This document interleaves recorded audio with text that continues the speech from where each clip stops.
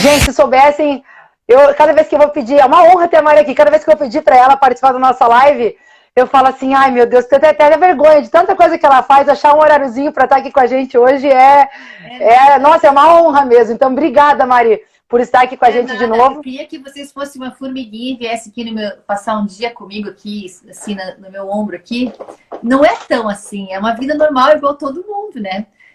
E para mim também. É o que você pensa.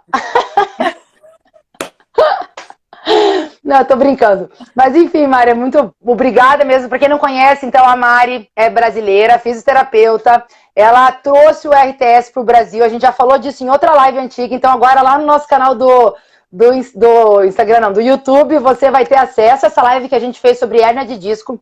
E hoje a gente está voltando aqui para falar de um assunto, né, Mari, que acho que pauta toda a essência do RTS, né, que traz muita base para muitos dos fatores mecânicos que a gente tem no exercício.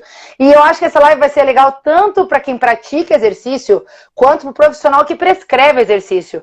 Porque o controle é uma variável muito importante da gente assumir e a gente ter nos nossos treinos, né? Então, assim, a gente aqui do Treino Sem Dor, a gente sempre defende nessa prática de exercício sustentável, de exercício seguro, de exercício que não agride a nossa estrutura, né? Então, Mari, eu queria que a gente começasse, assim, até porque eu acho que é legal para os profissionais saberem disso, assim, o que é um exercício sustentável, o que é um exercício seguro? Vocês estão vendo aí? Atrás dá para ver, sim, dá para ver que tem o... Porque, eu não vejo o que está aparecendo aqui, porque só vejo uma mensagem branca do Instagram aqui, mas tudo bem. Você jura? A gente está vendo. Tá. Eu vou até desligar os comentários aqui, peraí. Aqui. Pronto. Desativei os comentários para eles verem melhor você. Dá para ver ali que tem uma mulher fazendo um agachamento e tem o Mr. All ali? E o Mr. All fazendo agachamento. Então, agachamento pistol e agachamento de uma pessoa de 90 anos, né? Então, o que significa exercício sustentável? Durante, acho que toda a história do exercício no mundo, principalmente pelo fato de que os exercícios começaram a tomar uma grande popularidade no mundo através do esporte. E é claro, junto com isso, junto com o esporte, tem toda uma parte empresarial de business por trás e dinheiro e marketing por trás para que isso se torne mais popular e consequentemente, tenha mais vendas, né? O esporte acabou se tornando, sem querer, o default, o padrão do que exercício é. Porém, o que a gente perdeu de perspectiva é que o exercício, quando ele sai do esporte, ele entra na área da saúde, ele muda completamente o seu foco, e o seu objetivo, e o seu destino, e as pessoas que estão ali praticando. Porque aqueles que estão dentro do esporte podem ter certeza que só tem uma medalha de ouro em cada esporte, porque é uma ínfima minoria que vai conseguir alcançar essa medalha.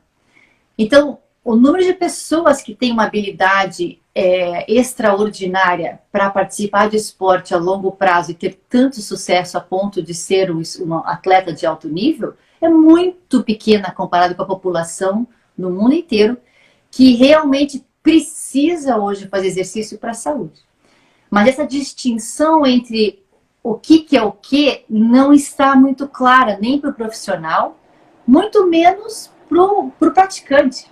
Porque se o profissional não tem essa distinção, muito menos o praticante, né? Agora, o que significa o exercício sustentável? Pensem, todos vocês aí, num atleta de alto nível que chega aos 80 anos com as articulações todas saudáveis. É muito raro. Eles têm uma... De xadrez, Mari. Deixa porque joga xadrez. Deixa eu qualificar. desqualificar o meu statement aqui, desqualificar a minha frase. Tô brincando, tô brincando no seu pé. Tô pegando no seu pé só. Falei, o atleta de xadrez, talvez ele tenha as articulações saudáveis no final, né? Não, mas com certeza talvez existam alguns outros esportes, como até talvez a equitação, onde se o atleta de equitação não cair do cavalo, talvez se não tiver muita desgaste na coluna, talvez ele consiga ter uma vida muito longa no esporte. Então, deixa eu qualificar a minha afirmação aqui. Esportes onde a utilização de forças externas é muito grande e a exigência no campo, no jogo, na competição é muito alta em termos de esforço físico. Dificilmente, né? Normalmente eles têm uma vida útil mais curta. E aí é óbvio que o treinador e o próprio atleta, ele vai entrar muito cedo para competir e ele também provavelmente vai sair muito cedo para competir. Você vai ver atletas de 40 anos são uma raridade jogando em níveis profissionais. E se você conversar com eles depois de uma certa idade, é muito raro encontrar algum deles que não tenha a constância da dor na vida deles, de dor articular. E isso não é condizente com saúde. Então, vejam, o foco do exercício para a saúde, durante todos os anos em que tem se prescrito e a medicina começou a utilizar o exercício como medicação, o foco, os estudos são muito na parte da fisiologia do benefício do exercício. E essa fisiologia vai fazer o quê? Vai fazer com que a pressão arterial seja mais equilibrada, vai fazer com que a ansiedade seja mais equilibrada, vai fazer com que o açúcar, a glicemia seja mais equilibrada, vai fazer com que toda a parte da função cardíaca seja mais equilibrada, vai fazer com que toda a parte da parte vascular, do sistema vascular seja mais equilibrada. Todos esses sistemas vão ter um melhor equilíbrio com o exercício. Porém, todos esses sistemas dependem de um sistema que faz com que toda a química seja liberada para o benefício desses outros sistemas. E esse sistema que libera toda essa química é o sistema músculo-esquelético. E esse músculo esquelético envolve o músculo e envolve o esquelético. E se esse esquelético falha, o músculo não tem o que fazer e todo o resto do benefício do exercício não acontece. E é esse sistema músculo-esquelético que a gente tem, de certa forma, negligenciado na maneira com que a gente vê o exercício e prescreve o exercício. Porque os nossos olhos estão aqui, ó. Vou pegar, se eu tivesse um. Eles estão aqui nessa planilha de treino para os próximos 3 meses. E para o objetivo daqui 3 meses. Dificilmente a gente pega esse cliente ou esse paciente e pensa: será que o que eu estou fazendo nesses próximos 3 meses tem alguma influência daqui 50 anos? A gente não pensa nisso, eu também não pensava. E a nossa mente, a nossa maneira de pensar a curto prazo, e até porque a gente quer ver um resultado rápido, tanto o cliente quer como nós queremos, a gente limita o nosso pensamento de progressão em 50 anos. E isso é uma falha na nossa profissão, porque os efeitos vão acontecer sim, tanto no músculo quanto na articulação, como todo o benefício em todos esses sistemas. Mas aí vem a pergunta: se esses benefícios que foram gerados no sistema, deixa eu voltar atrás, os benefícios que são gerados em todos os sistemas da saúde fisiológica, eles precisam receber um estímulo constante. Quer dizer, esse músculo tem que estar, vamos supor, alguém que tem hipertensão e está praticando exercício, e o exercício faz com que essa pressão arterial seja mais equilibrada, e esse equilíbrio da pressão arterial faz muitas vezes com que o aluno, o paciente, deixe de precisar tomar uma medicação para controle de pressão arterial. E isso é fantástico. Mas no momento que ele para de fazer exercício, esse estímulo para de acontecer, ele vai ter que voltar a tomar medicação. Então, realmente, o exercício está sendo usado como um medicamento. Uhum. E esse exercício vai ter que ser usado durante o resto da vida dele.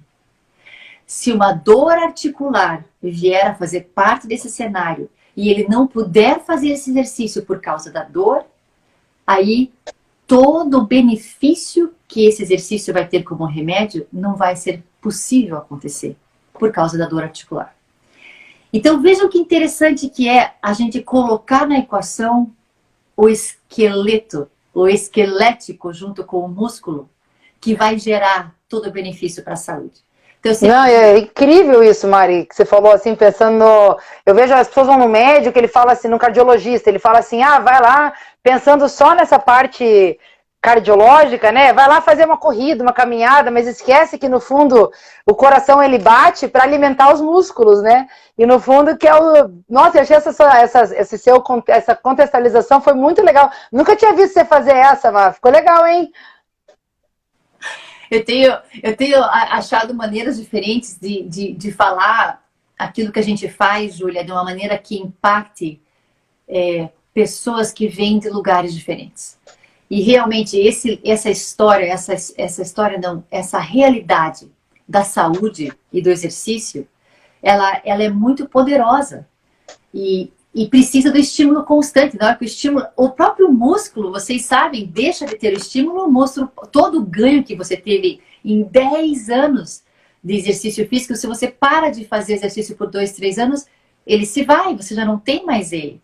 Então, a sustentabilidade vem para isso. Porque eu preciso manter esse exercício sustentável por uma vida. E agora a pergunta vem. Vocês acham que alguém fazendo um squat pistol desse vai conseguir manter fazendo um squat pistol desse até os 70, 80 anos? É muito difícil. Não é muito difícil porque a pessoa perde a habilidade. É muito difícil porque a demanda que exige um exercício desse é muito alta articularmente. Da articulação, a demanda é muito alta. E por essa demanda ser muito alta, quanto mais a idade vai chegando, mais essa demanda vai tendo consequências na articulação que vai impedir essa pessoa, não só às vezes de fazer essa, mas talvez impeça, inclusive, de fazer essa. Ou vai precisar de uma artroplastia de joelho ou de quadril para conseguir vir a fazer essa. E não é saúde. Então, a importância de a gente realmente criar exercícios sustentáveis, que significa o que eu estou fazendo hoje, ela vai poder continuar fazendo para o resto da vida? Esse é o primeiro fator. Se a resposta for sim, continue. Próxima pergunta. O que eu estou fazendo hoje é necessário? Por exemplo, algo assim, para um objetivo a curto prazo. Mas eu estou fazendo todo o resto que é necessário para dar a estrutura para aquele curto período que eu estou usando esse exercício? Porque a longo prazo não é sustentável, mas talvez a curto prazo essa pessoa queira fazer isso, conseguindo medir os riscos e os custos. Aí você vai pensar, bom, se ela vai fazer isso aqui por um ano, eu vou dar todo o suporte para que o risco seja o mínimo possível e a hora que ela parar, eu vou talvez eliminar esse ou modificar esse e introduzir algo que ela consiga carregar para o resto da vida. E isso pensando em articulação. Porque no músculo, Júlia, olha que legal, né, Júlia? O músculo é o foco de tudo. O músculo é o foco, inclusive, para pressão arterial, para hipertensão. O músculo é o foco para glicemia. O músculo é o foco para o coração. É o músculo o foco para tudo. Porém, esses músculos são aqueles que estão gerando essas forças nas articulações. Porque o objetivo do músculo ser colocado no nosso corpo é a nossa mobilidade. É a gente se deslocar no mundo que estamos. Então, esse deslocamento é feito pelo esqueleto. Então, o músculo só carrega o esqueleto por aí. E esse músculo, quando ele gera essa tensão, a consequência da geração de tensão é na articulação. E é isso que a gente tem que começar a pensar. No meu cálculo, na minha planilha de treino, na minha progressão, no meu objetivo a curto prazo, por mais que eu tenha esse objetivo a curto prazo, eu tenho que ter em mente aqui atrás, cara, se eu estou fazendo exercício mais arriscado, eu tenho que medir as consequências e entender que a curto prazo eu vou ter que já trocar isso para que a longo prazo eu consiga alcançar o objetivo de sustentabilidade do exercício. Mari, muito legal isso. Eu estava pensando aqui agora, a gente pensando nos dois lados, né? Então a gente tem o profissional, a gente tem muitos profissionais nos assistindo aqui hoje, e as pessoas que fazem exercício. Então, para esses profissionais, eles têm que ter essa consciência e muitas vezes até expor a hora que eles sabem do risco e do benefício, talvez começar a educar os seus clientes a ponto de os clientes fazerem as escolhas, né? Por exemplo, assim, olha, fazer isso aqui pode ser que seja uma agressão para sua articulação a longo prazo. Mas para o seu objetivo, isso aqui é necessário. O que você acha? Você quer? Podemos continuar, né? Até porque é uma responsabilidade do profissional perante a estrutura daquele cliente, né? E do outro lado também, e aí eu acho que é onde o treino sem dor tá, eu acho que a educação das pessoas, a gente tem uma analogia, assim, a Thalita sempre fala a analogia do cozinheiro, né? Do chefe de cozinha, mas ela usa no seguinte sentido, assim, que quando a gente vai no PF que tem perto de casa, comer arroz e feijão, quando você não sabe nada de comida, de nada, você come aquele PF, nossa, é uma delícia aquele PF, né? Mas aí você vai, de repente, você fala, eu quero aprender a fazer arroz e feijão. Você começa a fazer arroz e feijão em casa. Daí você tá lá cozinhando arroz e feijão em casa, daí, de repente, você começa a olhar e fala assim, nossa, mas aquele PFzinho lá é meio sem graça. Essa comida que eu faço em casa é bem melhor. Então, assim, a hora que a pessoa começa a se educar e começa a entender um pouquinho mais sobre o exercício, ela começa a começar a julgar o que é bom, o que não é bom para ela, né? Ela nunca... E daí, quando você entende um pouquinho de comida e você precisa Você quer comer uma comida melhor, você vai lá num restaurante melhor. E daí, quando você entende um pouquinho melhor, você fala assim, nossa, eu tô pagando R$70 nesse prato, mas ele não vale R$70 esse prato que eu tô comendo. Ou quando você quer uma experiência gastronômica melhor, você vai naquele chefe Michelin, né, que tem estrelas Michelin. Então, quando a gente traz isso para o mundo do exercício e essa conscientização de você que é praticante, você precisa entender um pouquinho do exercício, entender um pouquinho de você mesmo, entender um pouquinho sobre o que é controle, sobre o que são essas variáveis, sobre sustentabilidade de exercício, sobre o porquê exercício machuca, para que você, primeiro, consiga entender que a hora que você contrata um personal que está com um preço de chefe Michelin, mas te entrega um PF, você fala, olha, eu estou pagando PF num preço de chefe Michelin, eu não quero esse personal para mim, não. E daí você começa a ser mais crítico na hora de receber o exercício. Ou ainda, quando você vai lá você quer um profissional que realmente você quer passar por essa experiência do exercício, aí talvez você tenha que buscar um profissional formado pelo RTS. Porque o RTS, ele forma chefes de cozinha do exercício e conseguem te dar essa experiência. E essa experiência você nunca vai conseguir sozinho, porque só um profissional, chefe Michelin, é que vai saber brincar com as variáveis na hora de criar um exercício. Mas, se você entender um pouquinho mais de exercício, você que é praticante, você consegue julgar se isso é bom, se isso é ruim, o que você quer e o que é bom para você ou não. Então, eu acho essa analogia que a Thalita usa, eu acho ela maravilhosa, achei que cabia bem aqui, acho que é muito legal. Júlia, você sabe que para a população, para aqueles que praticam atividade, que estão seguindo o canal de vocês e querem aprender mais sobre como eles selecionarem não só o personal, mas os exercícios que eles vão fazer, eu acho que como você falou, pela falta de informação, porque eles não conhecem nada diferente, eles aceitam aquilo que está sendo apresentado para eles, porque eles acham que é a única coisa que existe. E aí, certamente. Então, uma dos fundamentos que vocês podem usar imediatamente, seja com o seu personal, seja quando vocês estiverem fazendo sozinho, é que o exercício não é para ser doloroso. Você não tem que sofrer ali fazendo exercício. Porque se você souber a quantidade de personagens e professores de academia, que quando o aluno reporta alguma dor no meio de uma repetição, eles dizem assim mesmo, pode continuar, é enorme. Então, se você está escutando isso hoje e você escuta de um professor ou de qualquer pessoa, ou se você tem essa ideia de que todo mundo que tem um corpo saudável e que tem, ou talvez um corpo esteticamente que a gente considera na sociedade ideal, que é errado também, mas tudo bem. Se preciso passar por dor para chegar nesse lugar, isso não é verdade. Então, se você está sentindo dor em algum exercício, alguma coisa está errada. Não continue. Volte atrás. Diga ao professor, sabia? Você tem autonomia. Você pode dizer, eu não quero continuar a fazer esse exercício. Não continue a fazer. Porque se você está sentindo dor, algo está errado. não continue a fazer. Até, você sabe que nessas viagens do nosso chefe por aí, o Dr. Max Levin estava viajando com ele e ele foi como aluno com a câmera em uma das grandes redes de academia dos Estados Unidos para ser a primeira aula dele numa academia.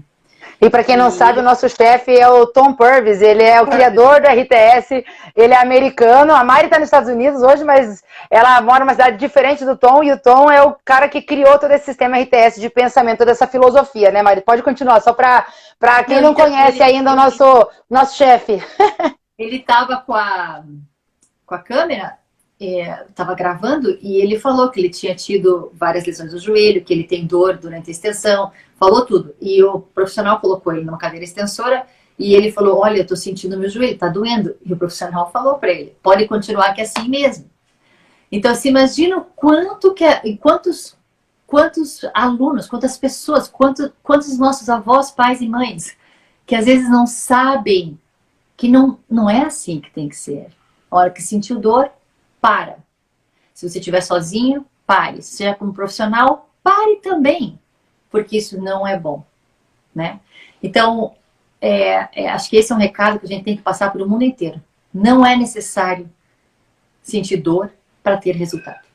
E é isso que vai deixar o exercício sendo sustentável, né? Porque se a dor, ela tá ali, é porque talvez está indicando alguma coisa que não tá legal. E se esse exercício for repetidamente feito nessa articulação, isso não vai ser sustentável por muito tempo. E daí, Maris, a gente está falando da questão de sustentabilidade, que você foi perfeita, achei muito legal essa colocação da maneira, né, do exercício começar a ser feito hoje e poder ser feito até, às vezes, com algumas adaptações ao longo da vida, devido à idade mesmo que ela vem, mas assim, a gente conseguir fazer exercícios por toda a vida. E a gente fala muito também, né, o RTS traz muito isso do exercício eficiente. E o que seria um exercício, o que é um exercício eficiente? Porque daí você falou do desgaste da articulação, né? Então, como eu posso deixar o meu exercício, o que é eficiência e como eu posso deixar o meu exercício mais eficiente? Então, objetivo, qual é o nosso objetivo? Vamos supor que o objetivo seja deixar esse tecido contrátil, esse músculo, o tecido contrátil do corpo inteiro, otimizado, quer dizer, mais capaz de gerar contração, mais forte e mais tolerante. Quer dizer, ele consegue viver o dia a dia dele, de acordo com as demandas específicas de cada um, seja o atleta, seja a dona de casa, seja o chefe no escritório, seja uma pessoa, qualquer pessoa comum, existe uma demanda para esse sistema muscular, existe uma demanda para esse sistema esquelético. Se o objetivo é deixar esse sistema mais tolerante, quer dizer, mais forte. Se esse é o objetivo, o meu objetivo começa com esse músculo ser capaz de tolerar, gerar essa contração durante o dia inteiro e com todas as necessidades do dia. Se o meu objetivo é otimizar esse tecido contrátil, se eu consigo fazer isso com menos série, menos repetição e menos sobrecarga e chegar no mesmo objetivo, isso é mais eficiente. Porque se a gente pensar em 50, 60 anos de vida da articulação, se eu precisar rodar menos quilômetros para chegar no destino, eu economizei o meu pneu. Eu economizei as molas do meu... Da suspensão. A suspensão, obrigada. Eu economizei todo o sistema mecânico do meu carro se eu conseguir chegar no lugar que eu quero mais rápido, com menos rodagem. Só que daí você vai dizer assim, no exemplo do carro você usou mais velocidade. Então, porque usou mais velocidade, vai talvez ter um desgaste X também. Mas no caso do corpo, não é assim. No caso do corpo, é o contrário.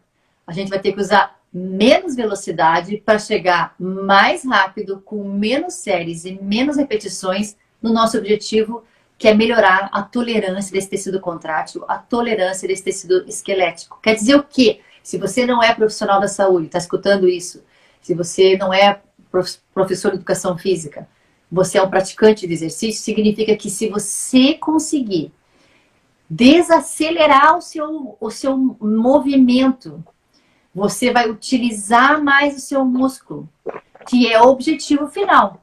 E eu já vou explicar um pouquinho como é que isso funciona. É a mesma coisa que você for pregar um prego na parede e pelo menos acho que hoje eu estou melhor nisso, mas quando você põe o prego lá na parede, você começa a bater. Quando você é pouco eficiente, você começa a bater, você erra a cabeça do prego e bate na parede, fez um buraco na parede, aí continua batendo prego, daí, porque se bateu fora do centro, o prego entortou, daí você continua batendo com o prego torto, aí, poxa, tortou demais, agora não dá, daí tira o prego da parede, põe no chão, bate no prego para esticar o prego, para deixar o prego reto, bota o prego do novo lado, aí bate fora de novo, quer dizer, demorou 300 batidas, estragou a parede, dobrou o prego para conseguir colocar o prego na parede.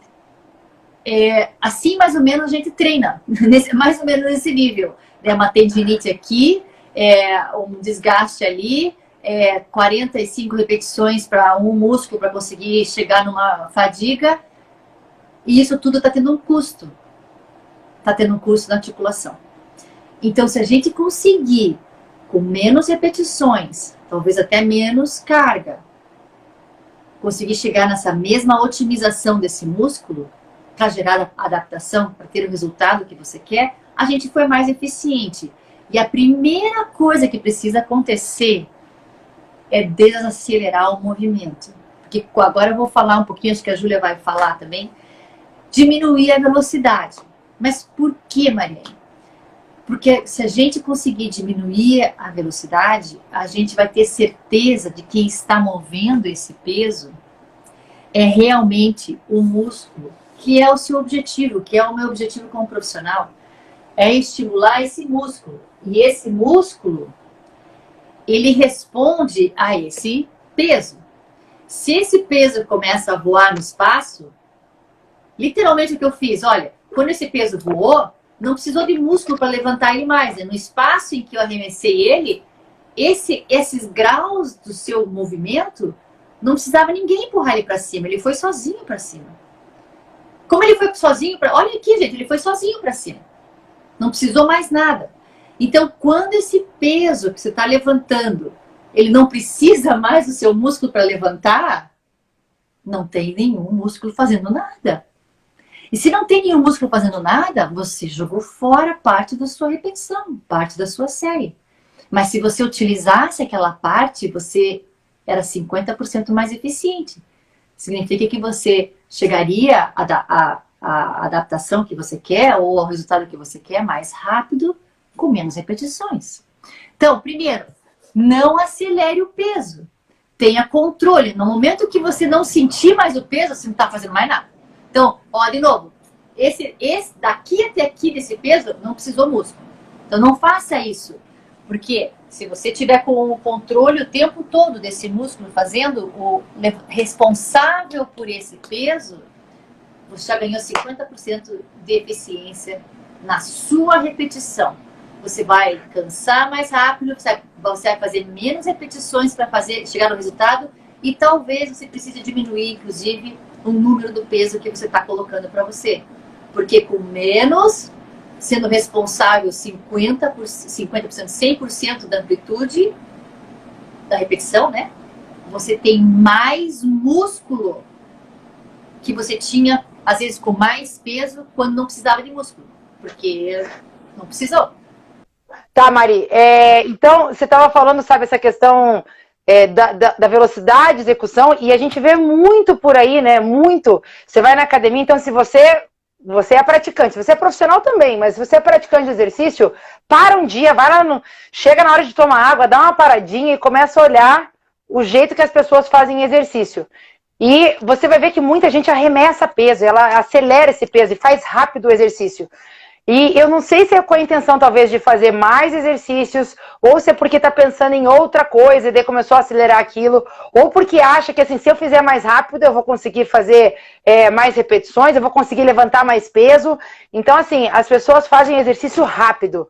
E o que a Mari está dizendo aí é para a gente desacelerar isso, porque tem várias coisas que são importantes quando eu desacelero. Então, quer dizer, Mari, então, que eu não estou perdendo tempo, então, se eu desacelerar o peso, que a gente fala assim, todo mundo quer o tempo hoje em dia, acho que é a moeda mais preciosa que a gente tem hoje, ainda mais em tempos de Covid, né? Essa noção de tempo, a percepção de tempo é uma coisa, hoje em dia, cada vez mais a gente dá valor para o tempo, né? Então, acho que levar isso para academia, você fala assim, bom, se eu fizer rápido, eu vou acabar rápido, e daí isso vai me dar mais tempo. E o que você está dizendo aí é o contrário, na realidade, que se eu fizer devagar e talvez gastar um pouquinho mais de tempo fazendo isso, é que eu vou ter mais benefício, eu vou ser mais eficiente, eu vou chegar no lugar que eu quero chegar mais rápido, é isso? É exatamente isso, Júlia. E, Júlia, tem mais algumas considerações aí, que vai linkar com no nosso próximo assunto. Primeiro, se você acelerar, você não vai fazer tudo mais rápido e ter o mesmo benefício. Não vai. Você vai acabar falhando em muitas partes. A primeira delas é que a sua eficiência foi pro buraco, já não consegue mais ser eficiente. Então, se você fizer devagar, menos repetições, devagar e acabar mais rápido, quer dizer, vai acabar mais rápido por quê? Porque fez menos repetições. Ao invés de fazer um monte de repetição rápida, faça menos repetições devagar. Em termos de tempo de treino, vai ser a mesma coisa. Só que em termos de eficiência, você fazer devagar, você vai ser muito mais eficiente. Mari, vamos voltar então um pouco à pergunta de novo, desculpa. Não, desculpa, internet. Então, a pergunta que eu fiz é assim, então pode parecer que quando a gente diminui a velocidade dos exercícios, é que a gente está perdendo tempo. Então, que é uma perda de tempo. Então, por isso que a gente vai fazer rápido, que daí assim, eu consigo fazer 10 exercícios em vez de fazer 8. Ou eu consigo sincronizar um exercício atrás do outro. E como o tempo é uma coisa valiosa hoje em dia, acho que as pessoas ficam, nossa, quanto mais rápido eu fizer, antes eu termino e aí eu vou embora. Daí você falou que tem outros fatores para serem levados em consideração, né? Não só essa questão. É isso mesmo, porque quando você acelera, você não é responsável pelo peso que está levantando. Se você não é responsável, o que quer dizer ser responsável? Lembra que eu arremessei o peso para cima? Quando o peso está indo para cima sozinho, não precisa músculo nenhum para levantar. Então, se o peso está indo sozinho para cima, mas está na sua mão, seu músculo não está fazendo nada. E isso só acontece quando você acelera ele. Então, tem duas partes dessa história, Júlia. Um é que não é perda de tempo. Ao contrário, você vai ganhar tempo. Porque você vai fazer menos repetições e menos séries mais devagar, você vai ter mais ganho para o teu músculo do que se você fizer mais repetições, mais séries, mais rápido. Então, em termos de tempo de treino, vai ser a mesma coisa. Em termos de eficiência, você vai ser no mínimo 50% mais eficiente se você fizer devagar com controle. Daí, mais para frente, a gente vai falar um pouco mais sobre controle. Mas esse efeito não é só para esse efeito. Diminuir a velocidade não é somente uma questão de eficiência. É também uma questão de segurança. Porque essa velocidade é o que vai acabar acontecendo ou vai acabar gerando aquela dor do dia seguinte, que não é uma dor que a gente quer, Julia. Olá, tivemos que fazer aqui uma substituição. A internet da Júlia não estava colaborando com a gente. Vamos lá para a gente conseguir finalizar esse tema tão importante. Tão boa a live aí. Aí. Live coletiva hoje. Oi, Mari! Oi, Thalita! Vamos em frente, né? Deixa eu arrumar aqui tudo. Vamos em frente! Pois é, hoje a gente está com essas dificuldades tecnológicas aí. Tá doido? Deixa eu... Não, tá uma doideira aqui. É microfone, é internet, trava, volta, mas enfim. Também que a gente é um time aqui. Deu certo, uma já substitui a outra. Bom, tomara que o som não fique tão ruim, né? Não, tá bom. Estou te ouvindo bem, Mari. Então, vamos lá. Vocês estavam lá numa fase onde vocês estavam falando sobre essa questão da eficiência, da aceleração e tudo mais. Então, Mari, por favor, a palavra é sua. Eu estava falando, acho que eu parei na hora que eu estava falando que desacelerar o movimento, fazer mais lento, na verdade é uma grande vantagem.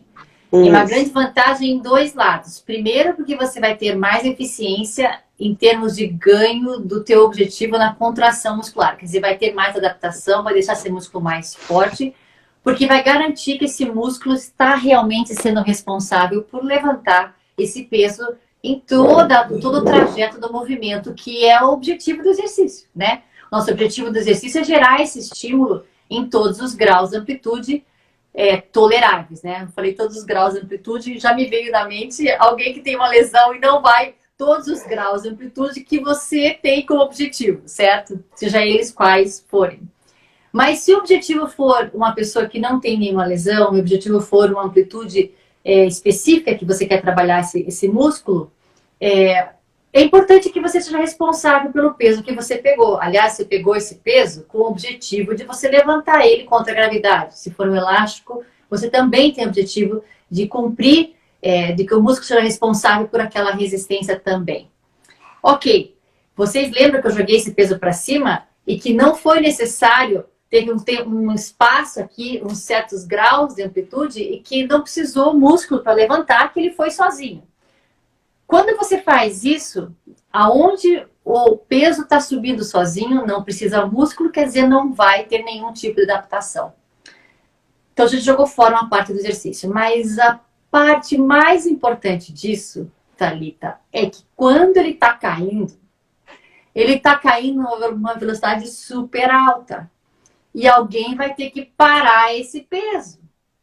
E quando você vai ter que parar esse peso numa velocidade maior do que você deveria estar fazendo, esse peso aqui, que passou a ser zero, não era nada, quando não tinha ninguém responsável por ele, passa a ser muito mais do que o número que está marcando aqui na hora de desacelerar. E aqui que vem a questão agora. Que a desaceleração, quando a gente vai falar em termos de músculo, você tem o peso que você está levantando e esse músculo, ele não vai ter efeito aqui em cima quando chega a zero, mas aqui embaixo, quando tem que desacelerar, é quando esse tecido contrátil está estendendo, está abrindo, e quem vai ter que desacelerar, caso esse tecido contrátil não consiga, é essa junção aqui, ó, músculo-tendinha, aonde conecta o músculo no tendão, e esse tecido do tendão, ele não é contrátil, ele não tem essa habilidade, quer dizer, não tem essa habilidade, ele foi colocado ali para isso, para defender a articulação. Mas quando é ele que tem que desacelerar, de certa forma, a gente está lesando, a gente está machucando essa junção músculo-tendinha devagarinho. E aí vem a preocupação com a dor no dia seguinte, né? Que o exercício só é bom se você sente dor no dia seguinte. Gente, se a dor no dia seguinte é uma dor aqui nesse tecido, no meio das fibras, dentro do tecido contrátil, onde você sente o ventre muscular, a dor está bem no meio desse tecido e é uma dor que não é limitadora, é uma dor que você sente que trabalhou, tudo bem. Quando é uma dor que, primeiro, é mais embaixo, perto da articulação, nas duas, e é uma dor limitante, tipo quando você vai lavar o cabelo, você, ai, não consigo chegar lá, vai levantar, ai, não consigo descer a escada, não consigo subir. Peraí, foi demais. Aí a gente já entrou numa área que para a saúde, talvez tenha um monte de gente que vai dizer depois assim, não, mas tem que sentir dor para ter resultado. Qual é o teu objetivo? E mesmo para esse objetivo a gente pode questionar, mas nesse canal a gente está conversando com as pessoas que querem fazer exercício para a saúde. E para a saúde, a gente não precisa. Porque essa dor na junção músculo-tendínea é uma dor que vai fazer com que o nosso cérebro comece a proteger aquele lugar e aí todo o objetivo da saúde que a gente gostaria foi para o espaço.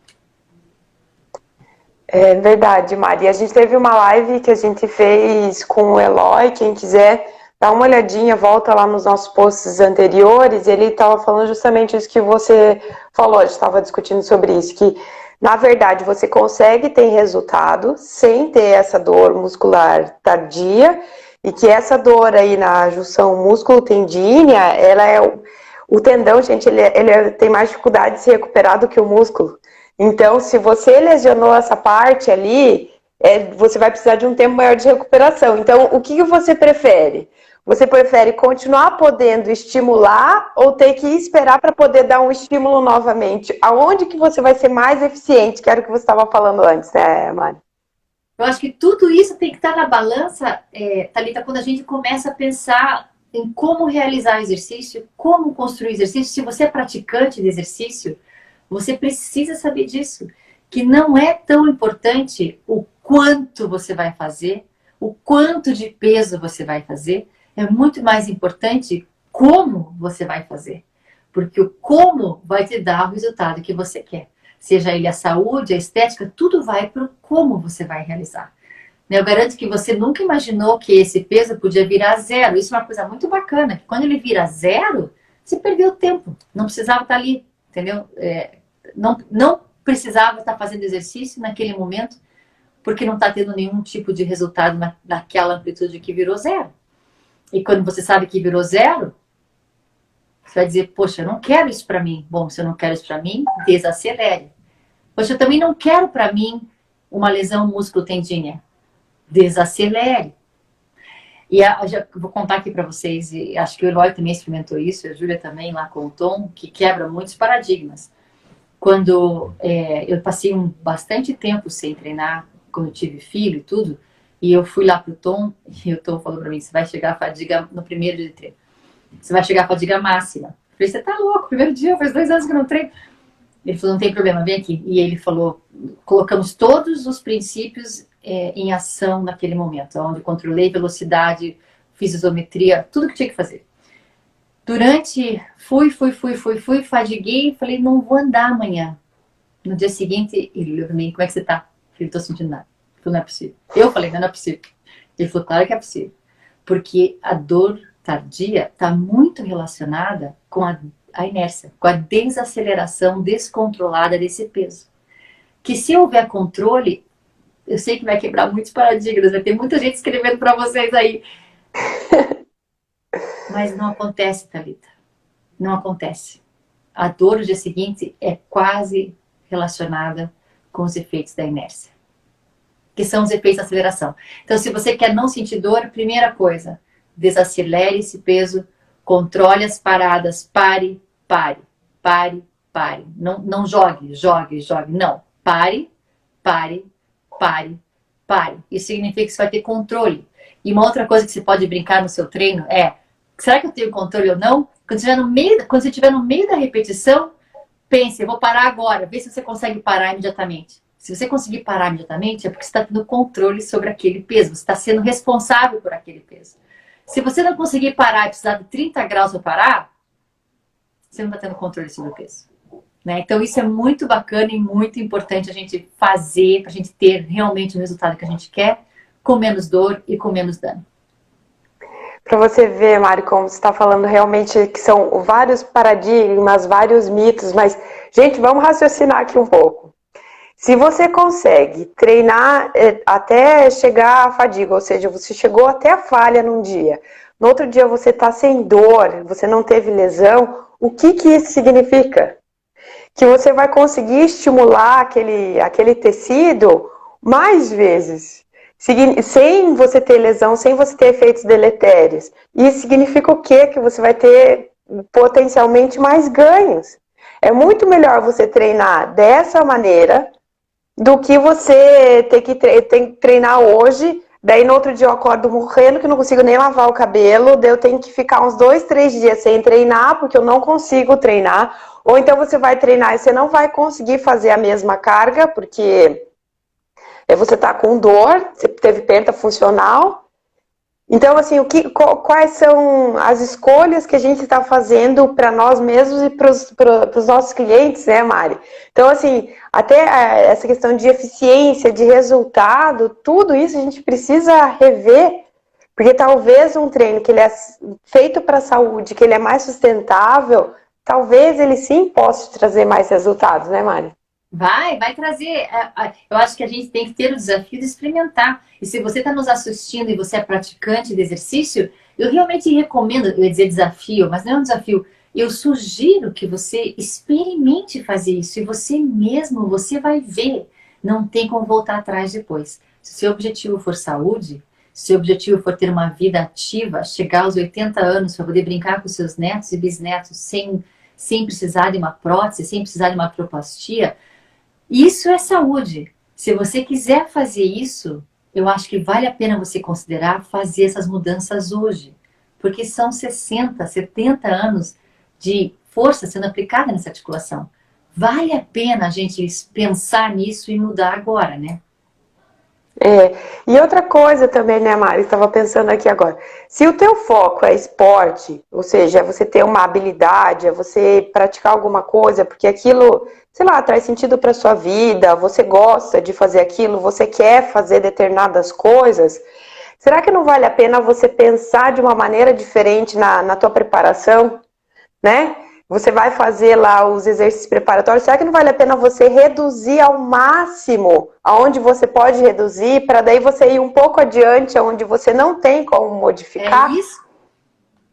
É esse quebra-cabeça, né, que é tão legal pra gente, a gente conseguir colocar todas essas peças sabendo o que cada uma significa, é muito bacana. E é bem isso, mesmo se você for atleta, vale a pena você na tua preparação criar um sistema à prova de bala para quando ele for para o campo, quando ele for para a competição, ele tolerar muito mais o que ele precisa tolerar. Então, e para tudo isso, esses princípios se aplicam. E você pensa com a gente aqui, né?